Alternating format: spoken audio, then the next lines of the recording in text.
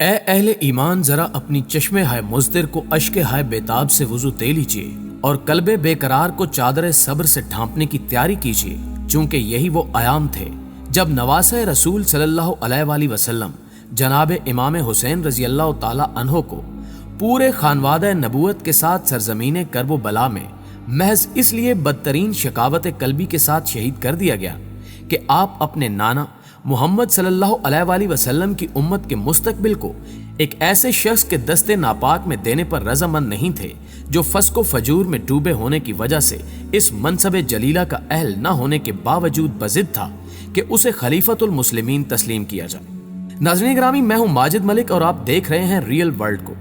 جس نے آج کی زیر نظر ویڈیو میں تاریخ انسانیت کی اس بدترین داستان خون رنگ کو بیان کرنے کے ساتھ ساتھ یہ بھی کوشش کی ہے کہ امام رضی اللہ تعالی عنہ کی اس حکمت پر غور کیا جا سکے جس کے تناظر میں یہ قربانی دی گئی۔ معزز خواتین و حضرات، اس کو اگر تاریخ کا بدترین ستم کہا جائے تو شاید بے جا نہ ہوگا کہ قلب کو چیر دینے اور سانسوں کو بے ترتیب کر دینے والا یہ واقعہ اس زمانے میں پیش آیا جب اسلام ابھی اپنے عہد شباب سے گزر رہا تھا۔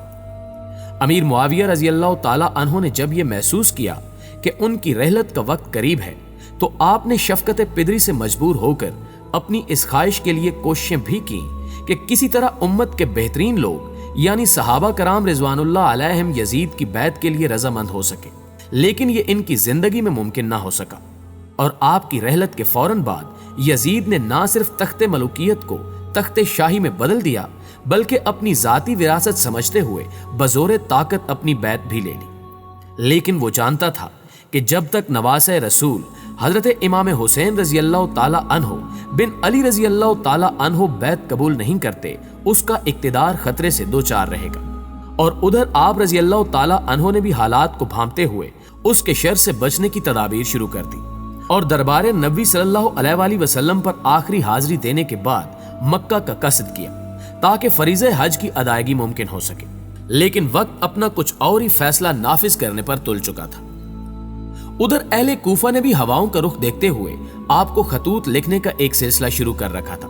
جن کا خلاصہ یہ تھا کہ آپ اس بدترین وقت میں امت کی رہنمائی کے لیے کوفہ تشریف لے آئیں، چونکہ ہم سب آپ کے دستے حق پر بیعت کرنے کے لیے دل و جان سے تیار ہیں۔ سو آپ نے ان کے اس دعوے کی تصدیق کے لیے اپنے چچا زاد بھائی حضرت مسلم بن عقیل رضی اللہ تعالی عنہ کو کوفہ روانہ کیا، جہاں اہل کوفہ نے آپ کا بہترین استقبال کیا اور بیعت کے لیے مضطرب ہو گئے،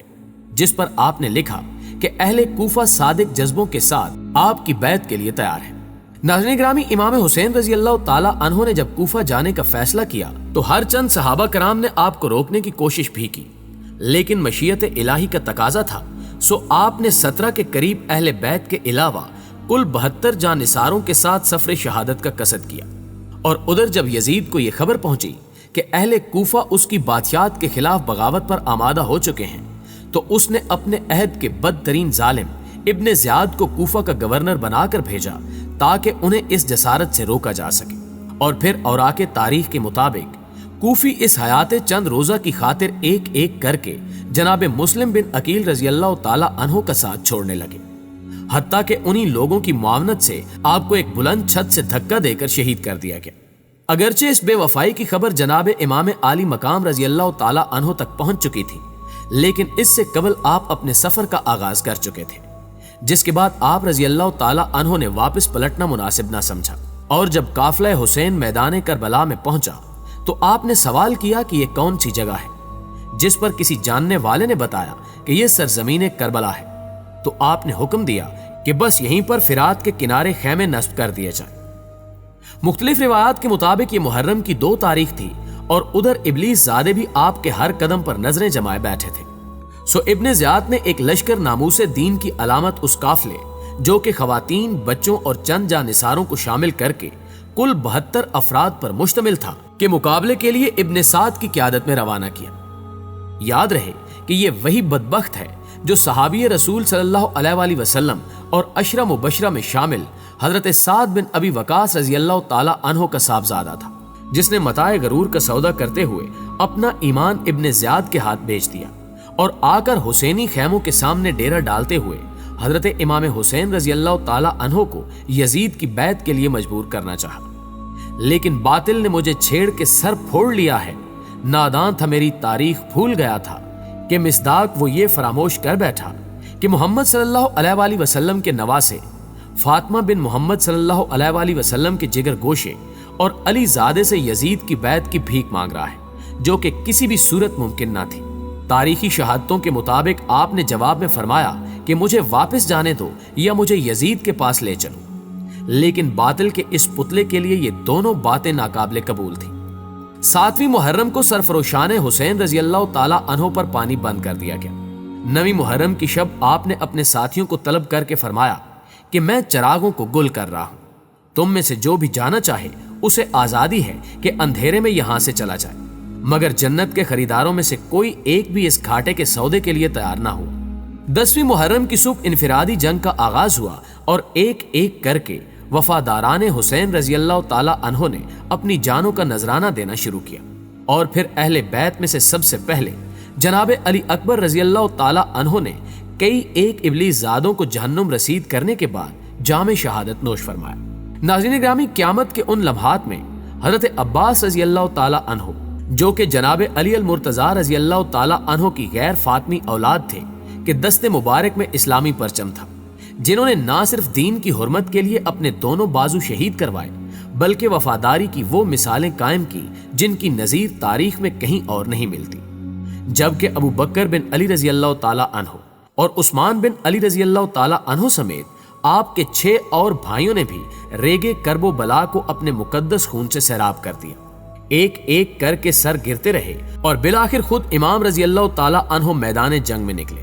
پیاسے امام کی ہیبت کا یہ عالم تھا کہ لشکر یزید کے سپاہی ایک دوسرے پر گر رہے تھے اور کسی میں یہ جرت نہ تھی کہ سامنے آ کر وار کرنے کی جسارت کر سکتا۔ اور پھر اسی دوران جب نماز عصر کا وقت ہوا تو آپ نے ریگے صحرا سے تیمم کیا اور اپنا سر بارگاہ الہی میں جھکا دیا۔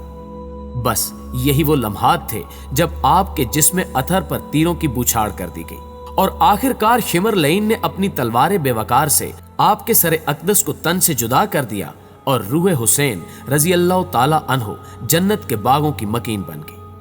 ناظرین گرامی، سوال یہ پیدا ہوتا ہے کہ آخر پوری سلطنت یزید کو ایک جناب حسین رضی اللہ تعالی عنہ سے کیا خطرہ تھا جس کی ہوس میں اس نے اپنے جسم ناپاک کو جہنم کا رزق بنا لیا۔ امام حسین رضی اللہ تعالی عنہ کے پاس بھی اگرچہ مصالحت کے 1000 راستے موجود تھے جن کو استعمال میں لا کر آپ رضی اللہ تعالی عنہ حکومتی مراد بھی حاصل کر سکتے تھے اور تاریخ اسلام ظلم کے اس کالے باب سے محفوظ رہ جاتی۔ کیا علی رضی اللہ تعالی عنہ کے نور نظر نے اتنی عظیم قربانی محض اس لیے دی تھی کہ امت قیامت تک ان کے غم میں اشک فشانی کرتی رہے اور حلقہ ہائے زنجیر زنی سے اللہ کی زمین کو لالا زار کرتی رہے تاکہ یزیدیت اپنی شکست کو فتح میں بدلتے دیکھ کر مسکراتی رہے؟ نہیں، ہرگز نہیں، بلکہ امت کو یہ بتلانا مقصود تھا کہ طاغوت اپنی عددی اکثریت کے باوجود ہمیشہ حق سے خوفزدہ رہتا ہے اور مردان خدا ہر غم اور مصلحت سے بے نیاز ہو کر خود کو رضائے خداوندی کے حوالے کرنے کے لیے ہر ابلیسی قوت کے سامنے ڈٹ جاتے ہیں۔ لیکن افسوس صد افسوس، امت مرحومہ خواہ وہ شیعہ کی صورت میں ہو یا سنی مسلمانوں کی شکل میں، خون حسینی رضی اللہ تعالی عنہ سے وفا نہ کر سکی اور آہو زاری کو ہی اس قربانی عظیم کا حاصل قرار دے لیا۔ اور یہی وجہ ہے کہ آج بھی یزیدیت اپنی پوری خباثت کے ساتھ اپنا ننگا ناچ ناچنے میں مصروف ہے، مگر بقول اقبال قافلہ حجاز میں ایک حسین بھی نہیں، گرچہ ہے تابدار ابھی کے سوئے دجلہ و فرات۔ اللہ تعالی ہمیں اس عظیم قربانی کے مقاصد کو سمجھنے اور ان پر عمل کرنے کی توفیق عطا فرمائے، آمین ثم آمین۔ دوستو، ویڈیو اچھی لگے تو اسے لائک کیجیے اور اپنے دیگر دوستوں کے ساتھ بھی شیئر کر دیجیے۔ جلدی حاضر ہوتے ہیں ایک اور ویڈیو کے ساتھ، تب تک اپنا اور اپنے پیاروں کا ڈھیر سارا خیال رکھیے گا۔ اللہ نگہبان۔